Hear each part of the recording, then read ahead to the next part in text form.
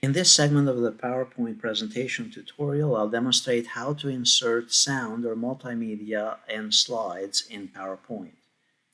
So let's say we have this particular slide here and we want to insert a sound file as part of it.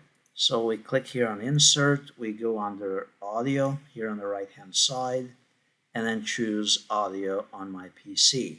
Now, of course, you can also record audio, but most commonly used, it's going to be audio from a file that you currently have in your computer. So we locate the file. Now, by the way, it is best to store the sound file in the same folder where your PowerPoint file has been saved as well. Otherwise, if you send it to someone, it will not play. They have to be in the same folder in order for it to play when you present it in another computer.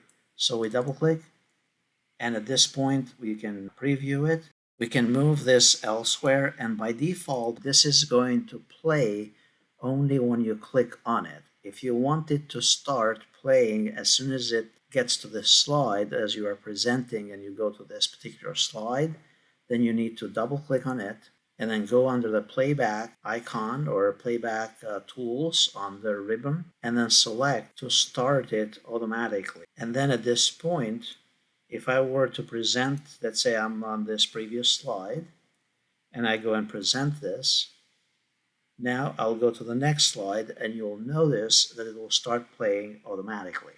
Notice that you can play the particular sound clip across all the slides. Obviously, this would come in handy for certain occasions and not for business presentations. And you can loop it until it's stopped as well. And all of these options are under the playback option here and the ribbon after we have selected the sound file that we insert. If you like this video, please press like, subscribe, and then click on the bell icon.